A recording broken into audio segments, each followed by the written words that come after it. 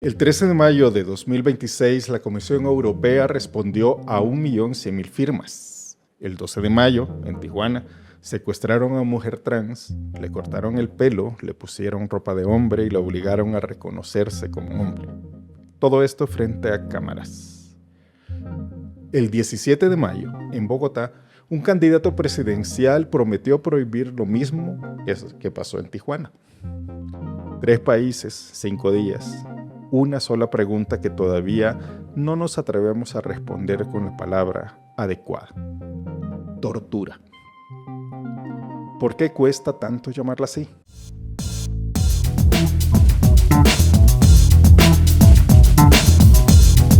Seguir Ganando presenta A mí no me creas, pero... Bienvenidos a mí no me creas, pero... el podcast donde hacemos las preguntas que la coyuntura prefiere saltarse.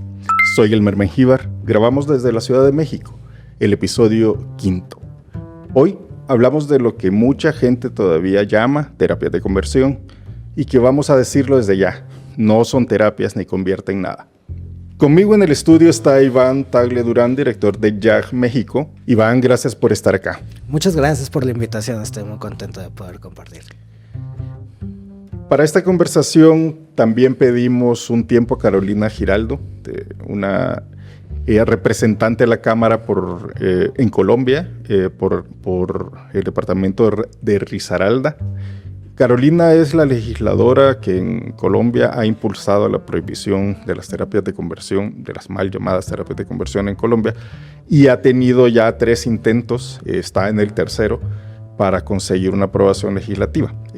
Hablamos con Carolina durante la semana y ahora vamos a escuchar sus respuestas y vamos a interactuar un poco con las respuestas que ella nos dio de manera sincrónica. Perfecto. Iván, empecemos con lo más reciente. El 13 de mayo la Comisión Europea anunció que una iniciativa que empezó en una prohibición a nivel más contundente y se quedó en una recomendación que va a empezar en 2027, ¿no? Para que los Estados miembros prohíban las terapias de conversión, ¿no? Esto respondía a una iniciativa ciudadana que reunió más de 1.100.000 firmas. Ante este hecho, digamos, tan ambicioso que, como digo, empezó en un punto y terminó en un resultado que no era el que se planteó, pero no deja de ser positivo. ¿Qué se está moviendo a escala global cuando un organismo como la Comisión Europea decide actuar sobre este tema? Pues me parece que estamos justo en un momento donde es inevitable no hablar de esto, derivado del número de víctimas y sobrevivientes de este tipo de prácticas. Estamos hablando de un fenómeno global que pues sabemos que viene de movimientos articulados, ¿no? Movimientos que están tomando espacios de decisión y que a final de cuentas esas políticas y acciones que han hecho durante tanto tiempo han impactado en la vida de miles de personas, no solo en México, no solo en nuestra región, sino a nivel mundial. Claramente a partir de 2017 y mucho con la llegada del Me Too, esto pues se ha ido como fortaleciendo en términos de muchas de las personas que han salido a hablar sobre sus testimonios, que han sido claves y vitales, ¿no? Y que de alguna manera eso ha generado pues las condiciones para presionar y que esto se sepa, ¿no? Y sobre la noticia de que suceden, de que han existido, de que miles de personas han sido víctimas de ellas, pues claramente se viene a un segundo paso, que es la incidencia. Lo que no se prohíbe, se permite, ¿no? Y por eso es importante hacer este tipo de acciones y llegar a este tipo de puntos, ¿no? La Comisión Europea no es la primera autoridad internacional que se pronuncia. Ya desde 2020, digamos, el experto independiente de Naciones Unidas sobre orientación sexual e identidad de género ya establecía en un informe que se llamó HR 4453 que estas prácticas pueden constituir tortura. Sí, tratos crueles, inhumanos y degradantes, ¿no? Hacia las personas. Uh-huh. ¿Qué cambia jurídicamente cuando se le pone ese nombre? Es decir, ya no estamos hablando de prohibir una terapia, estamos hablando de prohibir un delito que se llama tortura, ¿no? ¿Qué se habilita con esto y qué se deshabilita con la palabra tortura? Creo que precisamente el reconocimiento de no llevarlo al término clínico como una solución, es decir, para empezar a denunciar que esto no es nada terapéutico, no es nada médico, no es una enfermedad, y entonces a partir de ello, ¿no?, han existido estas prácticas que a través de electroshocks, que a través de la privación ilegal de la libertad, la medicalización de los cuerpos, incluso las violaciones correctivas, porque claro, eres lesbiana, no has probado un hombre y entonces el tratamiento es ese, ¿no? Las violaciones consensuadas incluso por la familia. Pues en ese sentido, dejar de hablar sobre terapias y enfocarlo más a estas prácticas que pretenden reprimir la orientación sexual e identidad de género, pues da cuenta de que no necesariamente tienes que estar con un profesional de la salud mental y en un diván para que ejerzan esa violencia sobre ti, ¿no? Hablamos de muchas más personas involucradas, instituciones y dinámicas que componen este fenómeno de discriminación. Quiero preguntarte por el término que se está tratando de utilizar en sustitución de terapias y que tampoco se usa tortura, que es esas siglas que son ECOSIG. Así es. ¿Nos podrías contar por Sí. qué el cambio, por qué se prefiere ese término y Claro, las dificultades pues, que hay? En nuestra organización desde hace mucho tiempo hemos atendido muchas personas víctimas y sobrevivientes de estas prácticas, ¿no? Anteriormente las conocíamos como terapias de conversión, pero nos dábamos cuenta que cada uno de los testimonios de vida que llegaban a la organización era el mismo cuento, pero en diferente locación y con diferentes actores. A final de cuentas había un común denominador respecto a la religión, respecto a un castigo para reprimir quién eres, ¿no? Desde la violencia económica, desde las violencias de familia, de si tú eres gay, entonces te vamos a correr de casa o te vamos a quitar la colegiatura para la universidad o te vamos a mandar a otro país, ¿no? Y en ese sentido, pues para nosotros este término que lo utiliza por primera vez la APA, ¿no? Pues nos hizo clic precisamente para ver cómo a partir de personas que incluso habían sufrido exorcismo, que no tenían nada que ver con una persona médica o profesional de la salud, sino con una persona ministro de culto, ¿no? Y a partir de esta idea de, claro, la sexualidad solo tiene como fin la procreación y todo lo que está fuera de la procreación, entonces es malo, es pecado, es maligno, es enfermo, tenemos que corregir, ¿no? Al final, este término paraguas, ¿no?, engloba todos estos tratos crueles, inhumanos y degradantes que tienen como fin reprimir nuestra sexualidad. ECOSIG significa eso, ¿no? Esfuerzos para corregir o reprimir la orientación sexual, identidad o expresión de género de las personas LGBT+. ¿Y qué tanto éxito han tenido posicionando el término en esta discusión? Yo creo que fue clave en México precisamente para poder aprobar y transitar esta iniciativa de ley, ¿no? Sobre todo porque nos alejamos nuevamente de estos espacios que comúnmente incluso solo pueden ser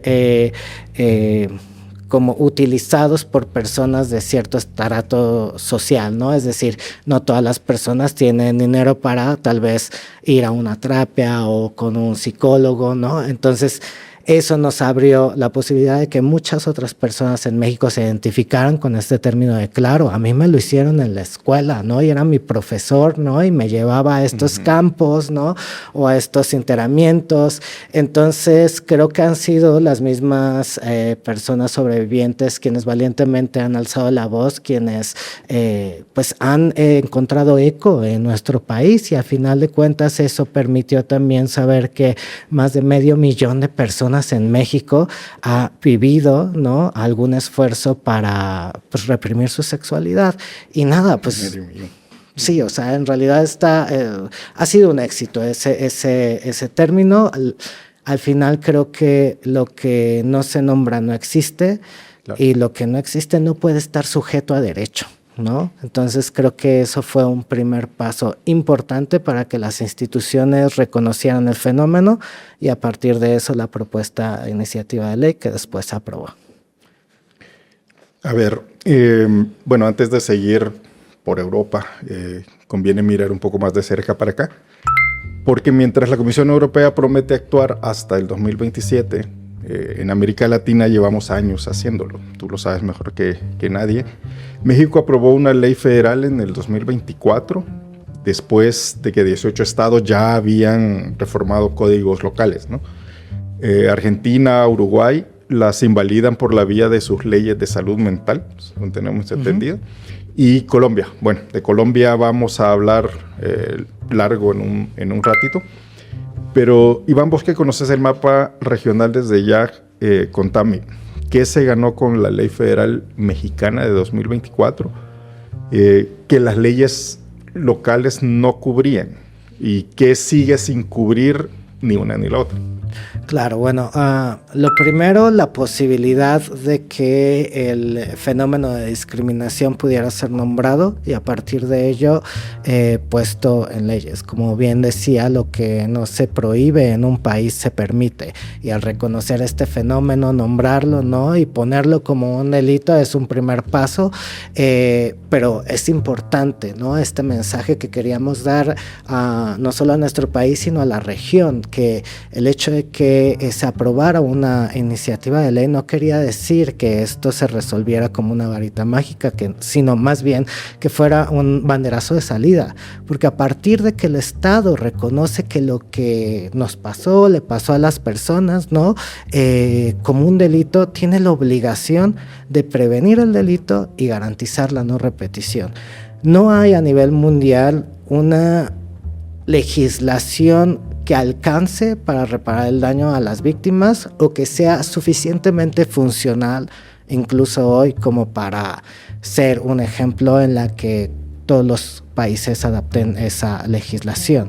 Sin embargo, el hecho de que, por ejemplo, durante la pandemia la Ciudad de México fuera la primera entidad federativa en avanzar sobre este tema fue algo importante, ¿no?, en un momento donde se estaba retrocediendo tal vez en los derechos y, bueno, al final de cuentas, un espacio para decirle a las personas: salgamos a denunciar este tipo de prácticas, hay que pues erradicarlas, ¿no? Bueno, más tarde vamos a retomar el caso mexicano, más puntualmente, pero hay otro punto que me parece clave para entender la región y su abordaje de este tema, ¿no?, que estos centros que operan en Centroamérica, en Ecuador, en zonas de México, donde esta ley de la que estamos hablando no se está aplicando, no son iniciativas, no son negocios independientes, sino que parece que son parte de una franquicia internacional, muchas veces con un componente evangélico importado desde Estados Unidos, ¿no? ¿Cómo se enfrenta a eso? O sea, ¿cómo se enfrenta sin caer en la trampa de discutir sobre teología o sobre libertad religiosa y para caer en que lo que de verdad se está discutiendo es sobre un crimen, un delito que se llama tortura? Claro, pues en el caso internacional estamos viendo precisamente estos grupos, ¿no?, como Exodus en algún momento, que pues tuvo sus agrupaciones en toda Latinoamérica y que muy curiosamente años después su fundador salió en vivo, ¿no?, y ante los medios diciendo: me equivoqué, la verdad es que pues no se puede curar esto, estoy felizmente casado con un hombre, pero aún así el movimiento de Exodus se mantuvo, o sea, aún después de que su miembro fundador pues desmintiera todo, ¿no? Y bueno, en México no fue la excepción, ¿no? Durante el gobierno más priista, ¿no? Pues tenemos ya evidenciado cómo a través del gobierno se estaban financiando estos espacios donde privaban de la libertad a muchas y muchos de los jóvenes, ¿no? Sobre todo también en los estados de, por ejemplo, Jalisco. Y en ese sentido, pues para nosotros eso fue muy complejo darnos cuenta que además no solo tenía que ver con el territorio, sino con una lógica de región, ¿no? Y en ese sentido es importante articularnos y todos tener como muy conscientes que incluso hoy en día, bajo la llegada de una extrema derecha con, por supuesto, una de las agendas sobre diversidad sexual, ¿no? Que es esta, seguramente estarán reforzando a grupos religiosos, ¿no? Que pretendan corregir nuestra orientación sexual, ¿no? Eso es un hecho.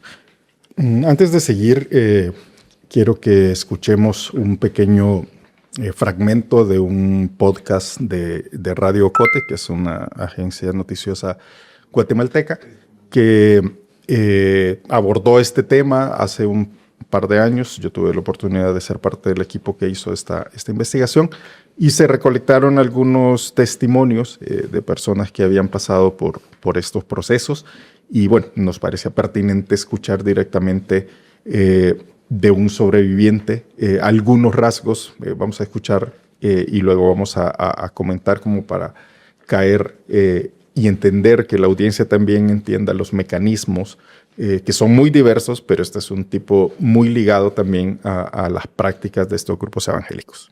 Claro. Una, porque no sabía qué decir. Dos, por si me iban a hacer algo muy feo adentro, o si me iban a juzgar, o si me iban a decir palabras muy fuertes. Y entonces me acuerdo que lo primero que me dijeron fue como, mira, tú estás mal. Tú tenés un demonio adentro. Y estamos aquí para liberarte, para que dejes de ser esclavo de ese demonio. A las personas que me ministraban, a ese señor que me ministraba en especial, le decía como, sí, yo quiero cambiar, necesito su ayuda, necesito que ore por mí. Entonces empecé a jugar con eso para sentirme hasta cierto punto bien y no tan mal. Y sentir que era yo el que tenía el control de la situación cuando realmente no era así. Y pues me sentía tranquilo cuando miraba que bajaban las acusaciones, que el rechazo pues ya no estaba tan marcado. Entonces yo sentía que estaba haciendo las cosas bien y que la solución a ese problema era vivir una doble vida. Otra vez empezó a pasar lo mismo y me empezaron a ministrar y todo y empezaban las cosas muy intensas. Me acuerdo que tuve que pintar mi cuarto porque pasaron sus manos con aceite y con vino como para hacer un círculo de protección y que el demonio no entrara y que yo estuviera aislado. Entonces las paredes eran azules y dejaron vino y aceite, entonces fue una mancha horrible y me sentía muy mal. Me empezaron a tirar ropa porque decían que era ropa como muy femenina, y era ropa que quizá estaba nueva, que la había usado una vez, 2 veces. Recuerdo que tenía CDs de música, me los empezaron a tirar porque era música que fomentaba al demonio y entrar en mí. Me dio un mensaje como muy fuerte y algo que no voy a olvidar nunca, creo yo, siempre está como ahí presente. Y este pastor me dijo que yo estaba enfermo, pero que mi enfermedad no era física ni tangible, que mi enfermedad era espiritual y que mi espíritu estaba muerto. Y que por lo tanto, si yo seguía así, yo iba a morirme terrenalmente. Y que mi alma se iba al infierno y que iba a vivir con el anticristo durante la eternidad. Lo que acabamos de escuchar es un testimonio de un hombre gay guatemalteco que, bueno, da algunos detalles, digamos, sobre todo de la operación, no sé si llamarla psicológica, que se hace desde la esfera y la influencia religiosa. No sé, ¿qué nos puedes decir tú de la experiencia que hay en México, si estas prácticas son homogéneas o se adaptan a diferentes contextos? Sí, no, definitivamente se adaptan a diferentes contextos en México, pero es importante destacar que en su mayoría existe un componente importante relacionado con la religión, ¿no? Sobre todo los lugares donde más se reportan este tipo de casos son los los centros de rehabilitación para personas que abusan de sustancias, ¿no? Y en todos esos casos que nos han tocado, el componente religión está sumamente ligado, ¿no? Nuevamente, como esta cuestión de, claro, o sea, el fin de la sexualidad tiene que ver con la procreación y todo lo que está fuera de ella, entonces es maligno, es pecaminoso, es patológico y entonces hay que erradicarlo, y a partir de ahí entonces se derivan todas las desgracias, y incluso por eso tú abusas de sustancias, ¿no? Pueden ser como estos discursos que existen, y por eso también en México no tratamos siempre de llevar más bien el discurso, no hacia lo religioso, sino hacia el derecho de las personas, por ejemplo, a acceder a una verdadera salud mental, ¿no? Y cómo puedes tú como mexicano acceder a una verdadera salud mental, pues a través de 2 principios básicos: principios apegados a los derechos humanos y principios apegados a la no discriminación. Fuera de lo que diga el párroco, ¿no? O sea, si existe un daño, si existe la discriminación, si están violentados tus derechos humanos, eso es un ecocidio definitivamente. Bien.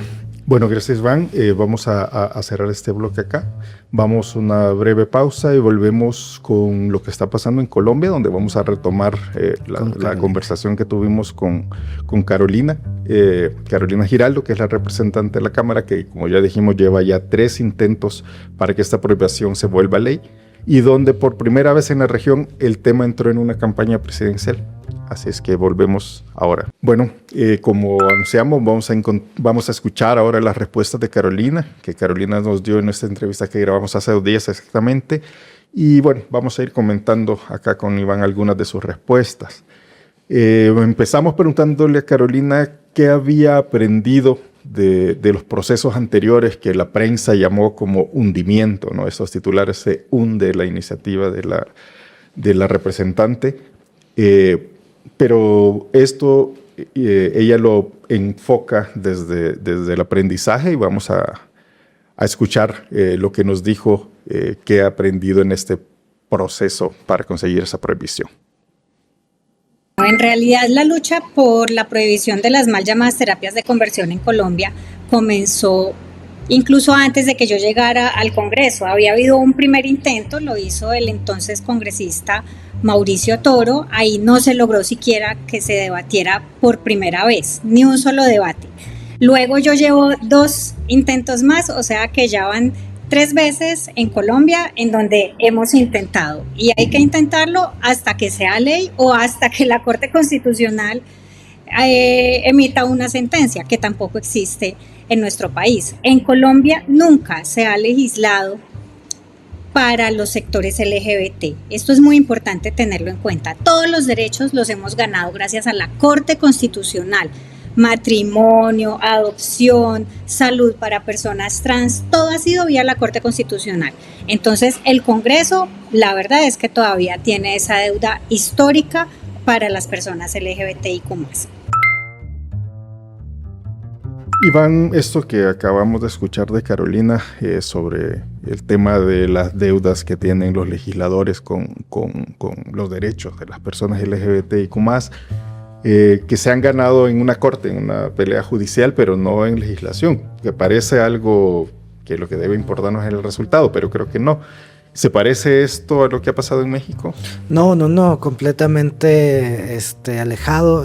Por lo menos en México sí ha existido una voluntad por parte de, digamos, como, pues sí, los legisladores, ¿no? También hemos tenido el apoyo de nuestra Suprema Corte de Justicia desde antes hasta la actual, incluso con algunas sentencias que fortalecen nuevamente estas leyes que han pasado, ¿no? Entonces, incluso hemos visto, por ejemplo, algo similar. Creo que el hecho de que sea Carolina Giraldo, sea Mauricio Toro quienes presentan estas iniciativas, habla de la importancia de las personas LGBT de estar en los espacios que históricamente se había negado, ¿no? Esos espacios de toma de decisión donde no tenemos que estarle rogando a personas heterosexuales que comprendan el tema, sino que al contrario, acá en México el caso emblemático es la Ciudad de México. La primera persona legisladora en tomarla fue una persona abiertamente gay, el diputado Temístocles Villanueva, ¿no? Y nada, a partir de eso se van dando las aprobaciones también. Importante que estemos en esos espacios para seguir la batalla legislativa. Creo que eso es fundamental, el hecho de decir que la representación legislativa de personas abiertamente LGBT que levanten estas banderas ha sido clave, ¿no? En Claro. México y creo que lo ha sido y lo va a seguir siendo en otras partes de Latinoamérica. Para seguir con la entrevista que hicimos con Carolina, luego le preguntamos qué pasó concretamente cuando el segundo proyecto se hundió en el Senado, ¿no? Que después de haber pasado una primera discusión tenía que pasar una segunda y fue ahí donde se cayó. La respuesta que nos dio tiene un nombre ahí para titular o hasta para meme, ¿no? Que ya circula y que vale la pena escuchar, ¿no? Ella hablaba incluso del rayo transexualizador. Pero bueno, que nos lo cuente ella. En la primera ocasión que yo lo radico, pasan 2 debates, nadie creía que fuéramos a llegar tan lejos. Faltaban entonces solamente los 2 debates siguientes en Senado y ahí es donde empieza este proceso dilatorio que finalmente terminó con el hundimiento por tiempos, pero en realidad porque hubo toda una estrategia en donde el movimiento antiderechos se movilizó muy arduamente en nuestro país. En el receso legislativo recogieron firmas, armaron una campaña de desinformación, se movilizaron muy fuertemente desde algunas iglesias y lograron dañarle la cabeza básicamente a los congresistas con mentiras. La principal mentira, que el proyecto de ley era para transexualizar a los niños, el rayo transexualizador. Ya en Colombia lo habíamos visto antes, durante el plebiscito, en el proceso de paz, cuando ganó el no al plebiscito, se usó mucho también la mentira. En ese momento era el rayo homosexualizador, esta vez fue el rayo transexualizador, cosa que desde ese momento ha seguido permanentemente en nuestro país para tratar de parar la agenda de protección de los derechos. Iván, vos estuviste en estos debates, me comentabas hace un rato. O sea, Carolina lo cuenta pues desde su experiencia liderando esto, ¿no? Pero estar ahí, escuchar estos debates con estos argumentos, con este tipo de argumentos sobre todo, da un poco de risa, pero también es preocupante que ese sea el nivel de discusión. Muy.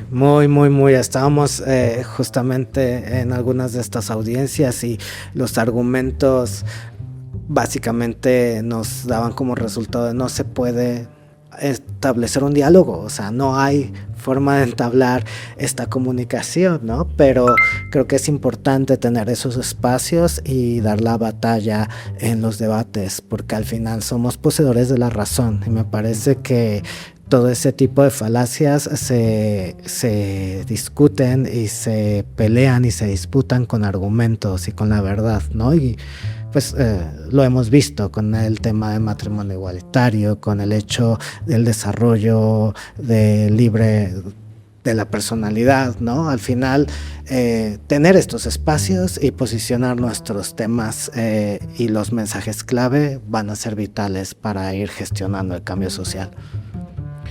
Siguiendo pues en esto también le preguntamos a Carolina cómo se hace pedagogía con los colegas legisladores que llegan al debate con un montón de prejuicios o con desinformación o con una estrategia clara de distraer, de utilizar estas frases como para sacarte del debate. O sea, uno llega con la intención de debatir, cárcel tortura con tus documentos, con el documento de la ONU, con el documento de la APA, con lo que sea, y ellos te salen con el rayo transexualizador. O sea, ayer era bien importante como tener aliados, ¿no? Y cómo se consiguen esos aliados, que creo que es bien estratégico que oigamos lo que Carolina nos decía. En las audiencias públicas tuvimos la participación de los sobrevivientes y ahí esa pedagogía sí que fue importante, que la gente viera, gente de carne y hueso, que realmente estaban sufriendo, que habían sufrido en nuestro país, desde tortura con electroshocks hasta estas pseudopsicoterapias manipuladoras, es decir, todo el espectro de la violencia, los exorcismos usando violencia, digamos, golpes, porque se trataba de vomitar el demonio de la homosexualidad.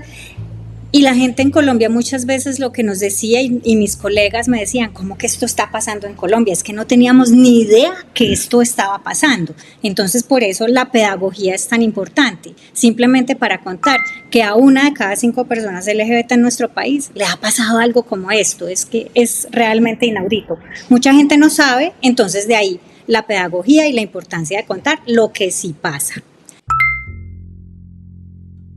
Y bueno, también le seguimos preguntando a Carolina para aprovechar su experiencia y su visión sobre estos procesos.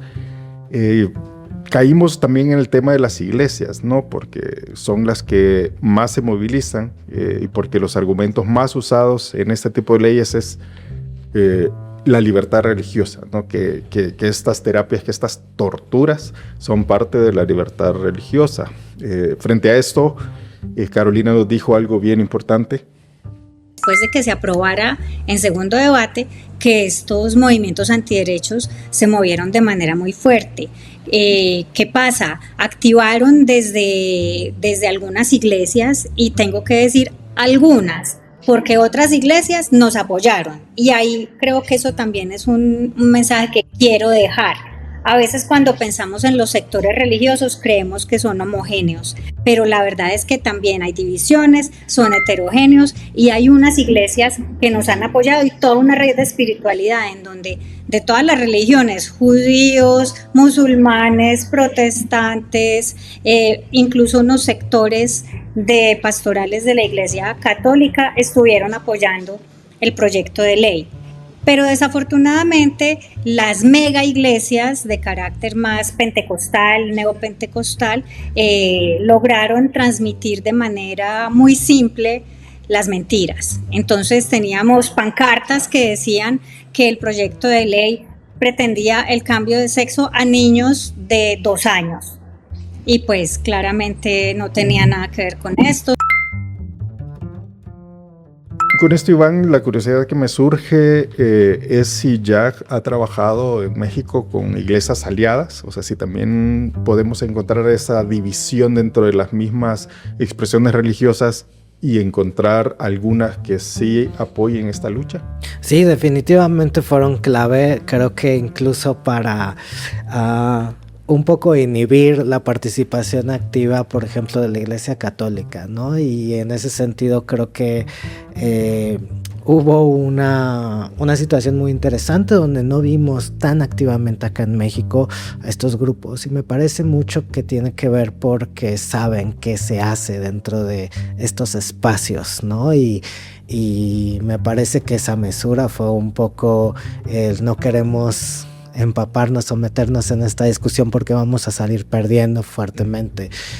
Creo que, como dice Caro, o sea, al final también la voz de las personas sobrevivientes ha sido clave, y por eso es tan importante que nos hayamos en México alejado del tema de terapias de conversión para hablar sobre COSIG.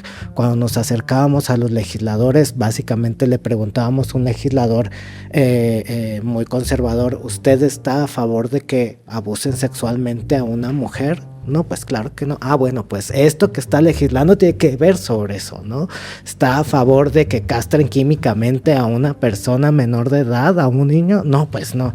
Esta ley tiene que ver sobre eso. Entonces creo que esas narrativas pudieron, pues ahora sí que incidir en la decisión de los legisladores en México.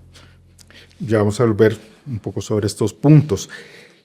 Otra cosa que abordamos con Carolina era un fenómeno particular que debería de ser como, en principio, darnos optimista en esta lucha, y es que el tema de las terapias y de la prohibición de las terapias de conversión ha llegado a la campaña presidencial de Colombia. El candidato puntero, que es Iván Cepeda, del Pacto Histórico, candidato oficialista, lo ha dicho expresamente que está de acuerdo en apoyar las terapias de conversión. No sé, y tú me dirás también luego si es primera vez que esto llega a ese nivel, o sea, a nivel de promesa presidencial, ¿no? Por un lado, y por otro, pues también en el panorama en que en Colombia hay una candidata lesbiana para la presidencia, por un partido centro derecha-izquierda, no lo sé muy bien en el encuadre colombiano, y hay un candidato a la vicepresidencia abiertamente gay por el Partido Centro Democrático, que es derecha, considerado uribista, que eso quiere decir ultraderecha en Colombia, ¿no?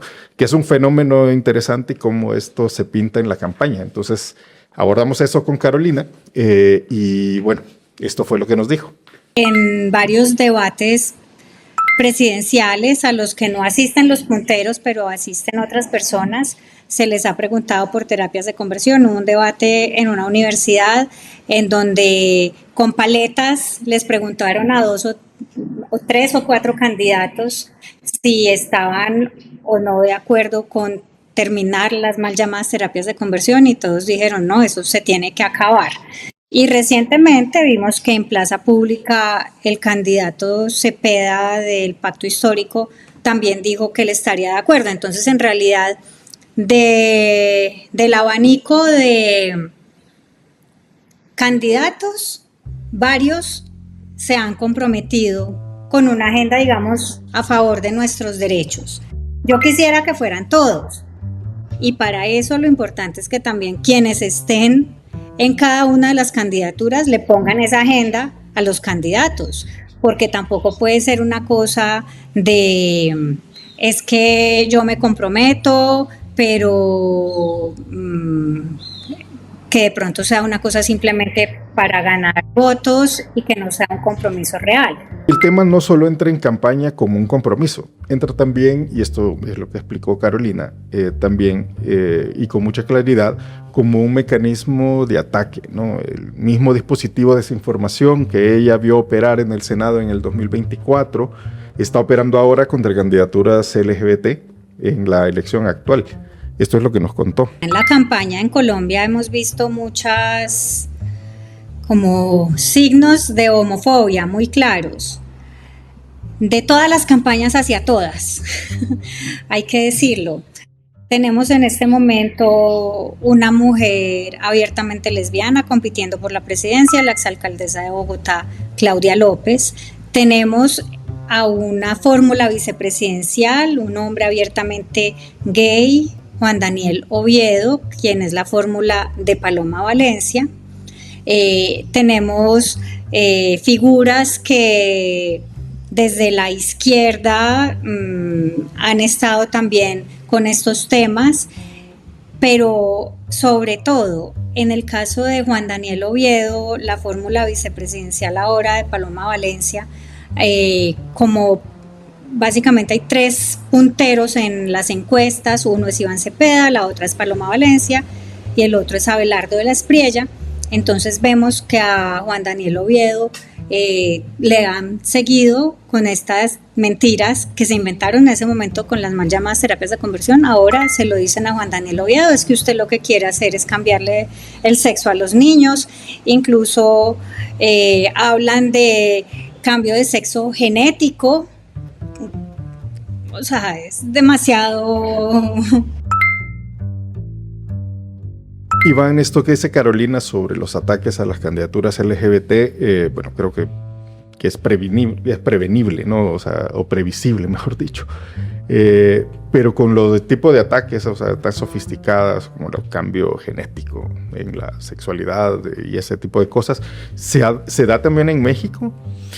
Pues definitivamente existen esos discursos, ¿no? Pero creo que algo importante que hemos como utilizado ha sido incluso hasta la reapropiación de esos discursos de odio, ¿no?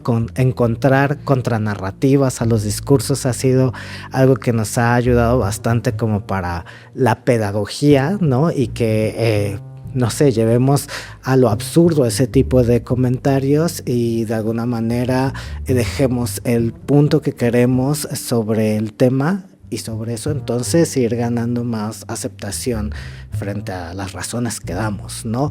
Creo también importante que, pues nada, al final creo que es clave que las organizaciones de la sociedad civil también estén ahí empujando un poco compartidas como, oye, ¿cómo es que podemos no hacer que esto se caiga o tal vez que no se dé precipitado y atropellado? Tiene que ver definitivamente con una sociedad civil activa que esté permanentemente sobre este tema sin quitar el dedo del renglón, ¿no? Creo que presionando, exigiendo, es como por lo menos de este lado, como no se cayeron las cosas hasta el último momento en 2024, ¿no? Perfecto, bueno, ya nos quedaban 2 intervenciones de Carolina, y donde le preguntamos pues, sobre el asunto de cuando este tipo de promesas o que ya se llevan a la Asamblea en la misma técnica legislativa, termina siendo una moneda de cambio. Es decir, yo propongo la ley, ya está puesta en la mesa, eso se conoce, quien conoce los ámbitos legislativos, y te dicen, bueno, te doy mi voto, si vos quitas eso, te doy mi voto para otra cosa que te interesa. O sea, los legisladores no solo tienen una agenda, ¿no? Y esto se ha dado mucho, sobre todo en quien desde un principio no está tan comprometido como eso, y la técnica, el juego legislativo, creo que es una experiencia que Carolina nos puede dar, de los que nos puede dar muchas luces, y vamos a escucharla, qué nos dijo sobre esto. Pues lo importante es que cuando haya estas promesas, realmente se trate de cumplir. ¿Qué ha pasado también en este gobierno? En una de las reformas sociales que propuso el gobierno había un artículo, recuerdo que era el artículo 50, y tenía que ver con derechos para parejas del mismo sexo, derechos que ya habíamos ganado vía la Corte Constitucional, se querían poner en una ley, listo, está bien. La primera vez se votó ese artículo a favor y con los votos del gobierno, de la bancada de gobierno, y luego se fueron a negociar otros artículos con la bancada conservadora y volvieron y nos bajaron el artículo. Es decir, fue moneda de cambio nuestro artículo de nuestros derechos, y eso es lo que me parece que es inaceptable, sobre todo cuando estamos en este momento con una candidatura que es la de Iván Cepeda, que está proponiendo en su programa de gobierno una Asamblea Nacional Constituyente. En Colombia lo que nos ha garantizado los derechos es la Constitución política. Una constituyente, sabemos cómo empieza, pero no sabemos cómo termina. Entonces me parece que es muy arriesgado, porque de pronto, por querer hacer una constitución más progresiva, se termina echando para atrás.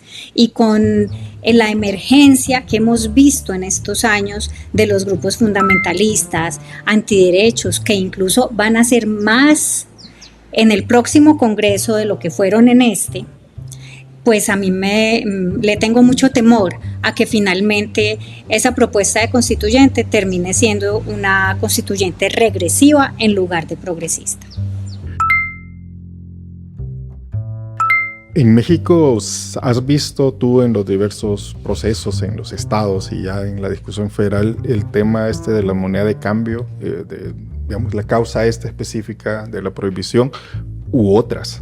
Sí, no, definitivamente me parece que es algo que se juega mucho en la parte legislativa y política, ¿no? Una de las cosas que nosotras teníamos muy claros, por ejemplo, sobre la ley, es que esta ley no iba a ser ninguna moneda de cambio si nosotras estábamos dignamente furiosas, estando ahí a un lado acompañando a legisladores y acompañando la iniciativa.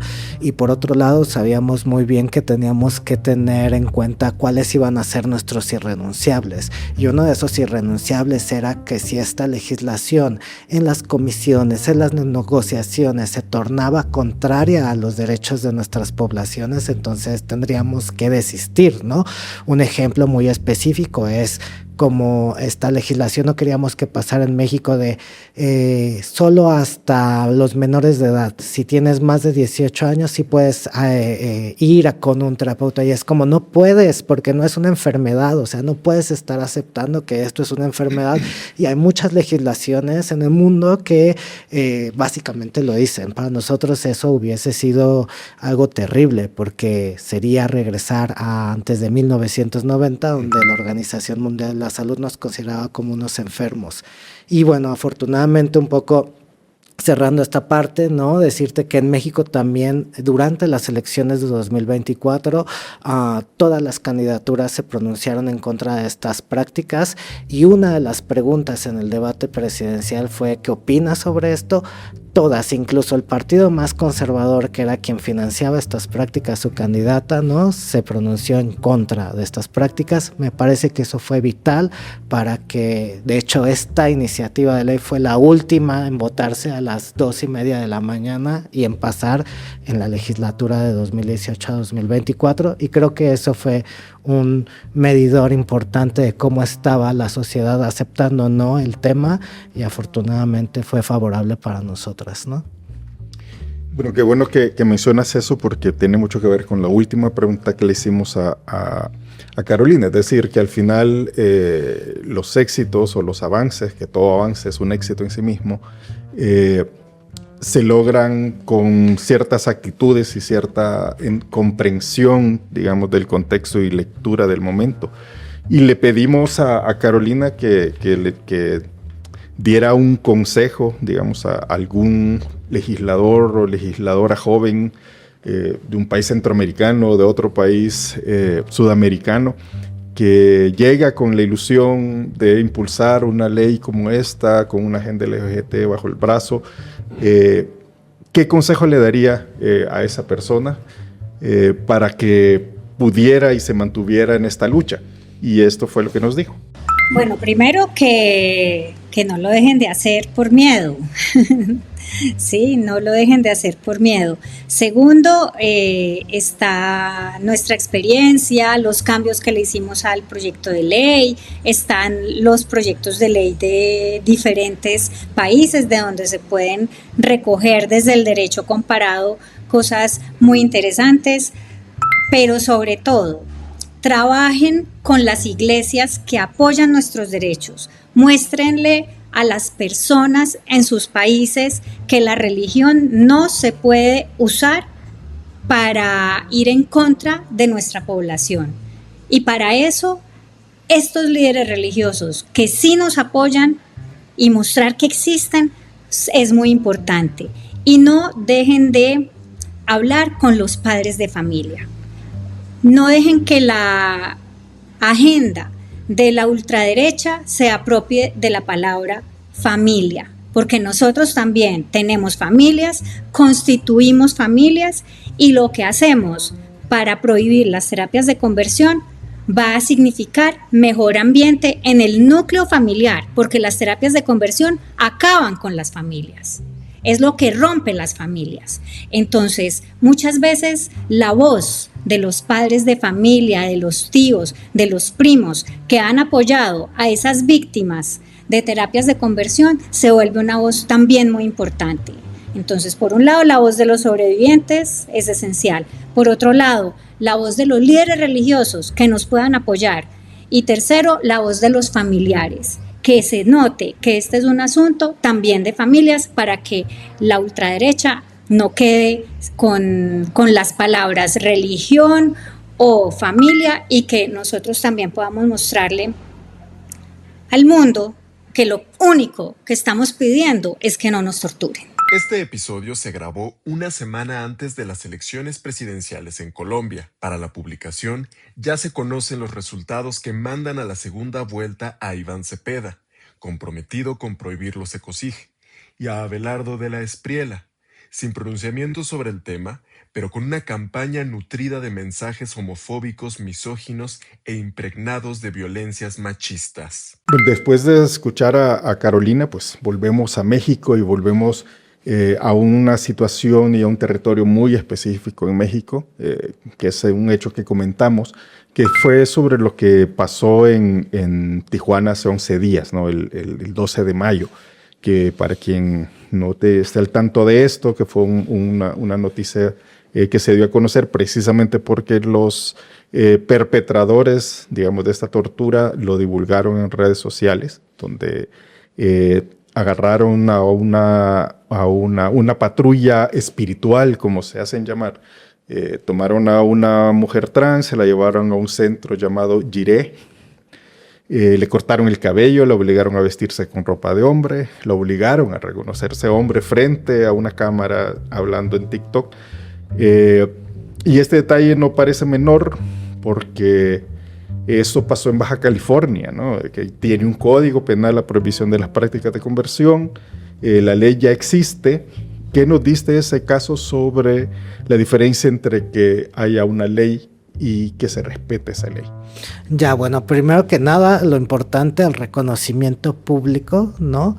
Y que pese a que existió una polarización sobre el tema, ¿no? Existía claramente definido esta delgada línea en lo que es permitido o no, ¿no?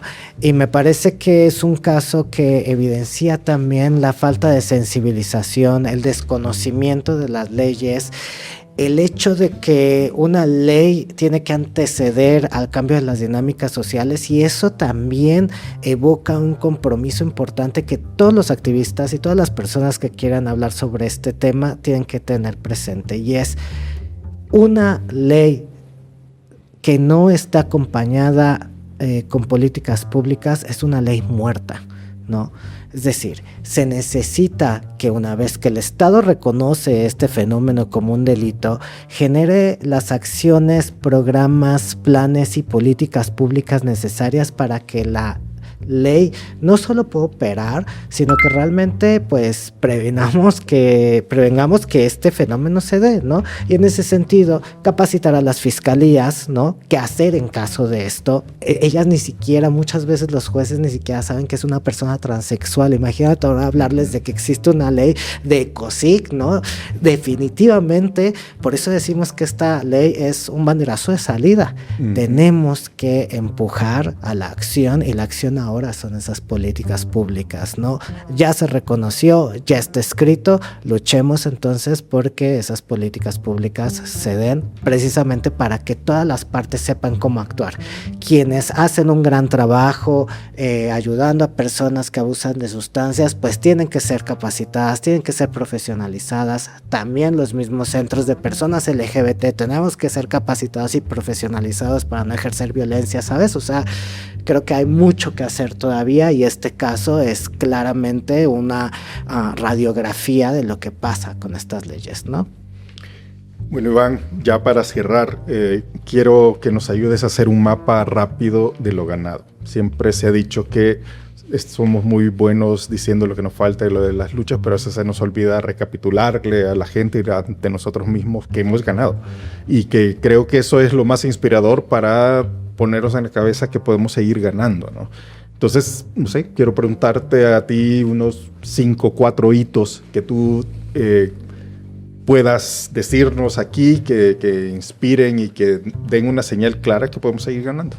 Claro, sobre este tema, pues creo que fue el hecho de que Pasare se reconociera esto como un delito. Uno, ha sido para muchas de las personas víctimas y sobrevivientes una reparación integral del daño que se les hizo.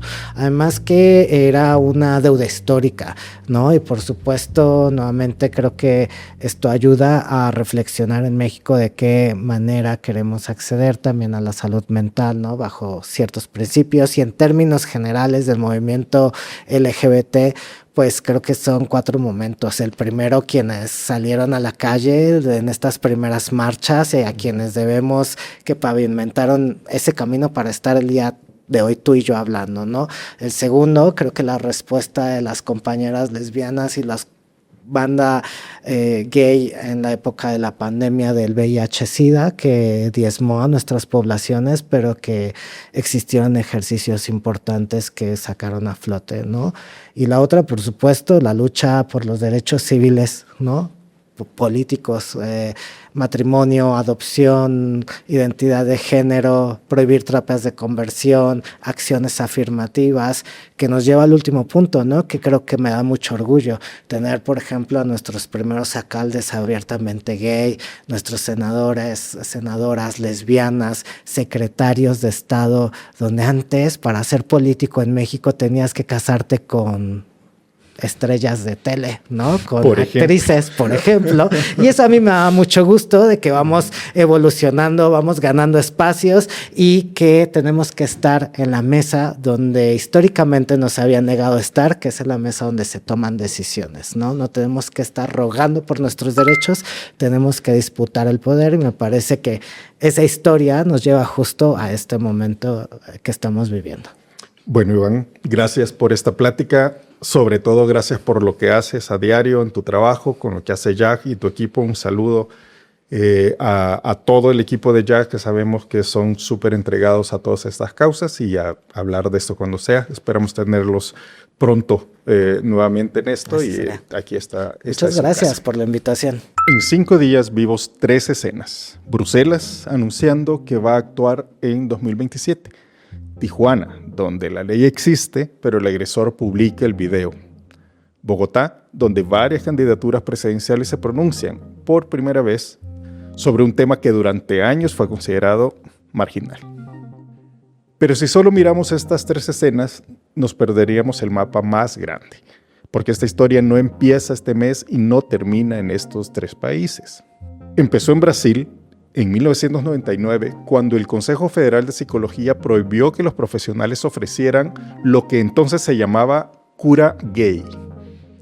Tardó 20 años, pero en 2019 la Corte Suprema brasileña lo confirmó. Siguió en Ecuador en 2020, que promulgó la ley nacional, aunque las clínicas, lo sabemos, siguen operando en la sombra. Siguió en Argentina y en Uruguay, donde no hizo falta una ley con ese nombre precisamente, porque sus leyes de salud mental ya lo invalidaban. Luego siguió Chile, que aprobó la prohibición en agosto del año pasado, en pleno gobierno de izquierda. Y va a seguir, esperamos, en Colombia, donde el proyecto va por su 3er intento. Y siguió en México, que es donde hoy estamos sentados, con 18 estados que reformaron sus códigos antes de que la federación se animara a hacerlo, ya en 2024. Nada de esto se ganó solo, y nada de esto está terminado. Lo ganado fue ganado, uno, por personas que se llaman Iván, Carolina, Mauricio, y muchos más que no nombramos hoy, pero que los tenemos en mente. Las legisladoras y los legisladores anónimos, las y los abogados que llevaron tutelas, los sobrevivientes que decidieron contar, las iglesias que rompieron filas con sus propias instituciones, las familias que decidieron quedarse del lado de sus hijos. Lo no ganado también será ganado por gente con nombre y apellido, no por un algoritmo, no por una campaña. Pero hay algo más. Mientras esta lista crece, en algunos de esos países, en Chile mismo, donde la ley acaba de cumplir su primer año, ya gobiernos de ultraderecha están hablando de ir para atrás. En Argentina gobierna alguien que llamó a la diversidad lacra. En Ecuador, los centros siguen funcionando. En Estados Unidos, solo 19 estados prohíben estas prácticas para menores. Para adultos, prácticamente ninguno.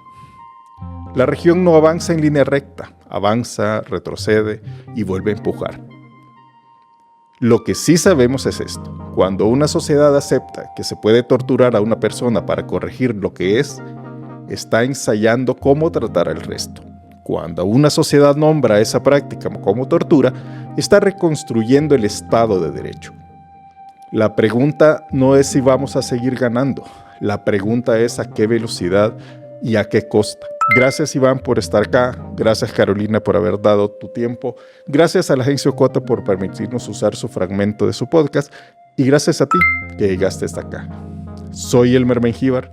Esto fue A mí no me creas, pero un podcast del proyecto Seguir Ganando. Seguir Ganando presentó A mí no me creas, pero... Dirección, guión y conducción: Elmer Mengíbar. Supervisión creativa, Olga Lucía Lozano. Coordinación, Luis Figueroa. Content Manager, Diego Gutiérrez. Artes gráficas, Mariana Matal. Realización y locución, Ángel Conto. Producción, Desastre MX. En este episodio, agradecemos a Iván Tagle y Carolina Giraldo. A mí no me creas, pero... una producción de Seguir Ganando, Latinoamérica 2026. Síguenos en redes sociales, encuéntranos como Seguir Ganando.